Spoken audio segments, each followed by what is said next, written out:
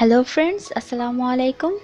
আজ তৈরি করে দেখাচ্ছি খুব সুন্দর, আকর্ষণীয় ও মজাদার একটি ডেজার্ট। এই ডেজার্টটা কিন্তু আপনারা বাসায় কোনো মেহমান এসে পড়লে চটজলদি বানিয়ে নিতে পারেন। চলুন তাহলে দেখে নিই কীভাবে বানাতে হয়। ডেজার্টটি বানানোর জন্য প্রথমে আমি 2 কাপ দুধ নিয়ে নিয়েছি। এর মধ্যে দিয়ে দিচ্ছি হাফ কাপ চিনি। চিনিটা দিয়ে এটা ভালো করে মিশিয়ে নিচ্ছি। 2 কাপ দুধের জন্য আমি এখানে 2 টেবিল স্পুন পরিমাণ আগার আগার পাউডার নিয়ে নিয়েছি। তার সাথে 2 টেবিল পরিমাণ পানি মিশিয়ে এগুলোকে ভালো করে গুলিয়ে নিচ্ছি। দেখুন আগার আগার পাউডারটা পানির সাথে কি সুন্দরভাবে মিশে গেছে। এর মানে আমাদের পুডিংটা খুব ভালো করে জমবে। আমি একই রকমভাবে আমার আরেকটি আগার আগারের বোতল থেকে গুলিয়ে নিয়েছিলাম। দেখুন ওইটা জমে গেছে, তার মানে ওইটা দিয়ে পুডিং হবে না। তাই আমি এখানে আরেকবার গুলিয়ে নিয়ে দিয়ে দিচ্ছি। আগার আগার দেওয়া হয়ে গেলে এখন দুধটাকে 2 মিনিটের জন্য আঁচ করে নিচ্ছি। আঁচ করা হয়ে গেলে এখন আমি যে বাটিতে পুডিংটা সেট করব সেখানে ঢেলে নিচ্ছি।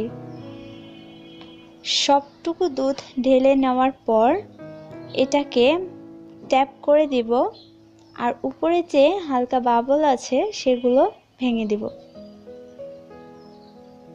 এখন ওই দুধটাকে সেট হতে দিচ্ছি।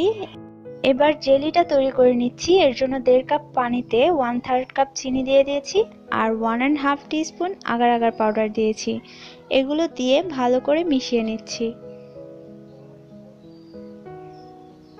মিশানো হয়ে গেলে আমি এর মধ্যে চকলেট এসেন্স দিয়ে দিচ্ছি হাফ টিস্পুন। আপনারা চাইলে ভ্যানিলা এসেন্সও ইউজ করতে পারেন অথবা স্কিপও করতে পারেন। এখন রেড ফুড কালার দিয়ে দিচ্ছি। রেড ফুড কালারটা আপনাদের কালারের উপর ডিপেন্ড করে কালারটা কতটুকু হয়।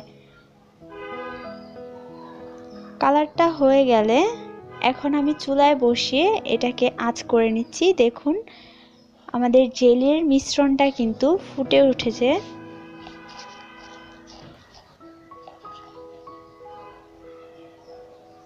এই মিশ্রণটাকে আমি 2 মিনিটের জন্য আঁচ করে নিচ্ছি। বেশি ঘন করার প্রয়োজন নেই। 2 মিনিট আঁচ করা হয়ে গেলে আমি এটাকেও নামিয়ে নিচ্ছি। দেখুন সাদা যে মিশ্রণটা সেটা জমাট বেঁধে গেছে। এখন আমি উপরে জেলির মিশ্রণটা দিয়ে দিচ্ছি। সবগুলো দেওয়া হয়ে গেলে এখন আমি চামচ দিয়ে এটাকে চারো সাইড থেকে উঠিয়ে ভেতর পর্যন্ত প্রবেশ করিয়ে নিচ্ছি। খেয়াল রাখবেন জেলির যে মিশ্রণটা সেটা যাতে নিচ পর্যন্ত চলে যায়, নয়তো কিন্তু নিচে সুন্দর লাগবে না।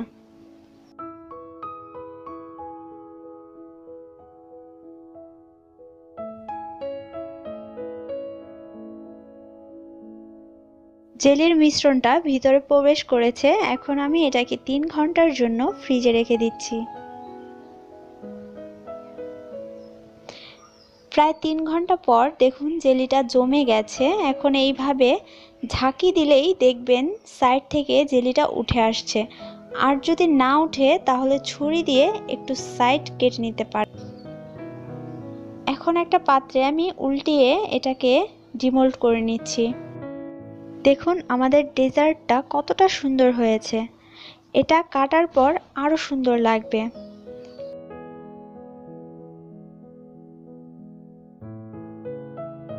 দেখুন কাটার পর কতটা সুন্দর লাগছে। এটা ভিডিওতে হয়তো এতটা ভালো লাগছে না, তবে কাটার পর দেখবেন আপনার খুব ভালো লাগবে। এটা দেখতে যতটা সুন্দর খেতেও কিন্তু অনেক ইয়াম্মি।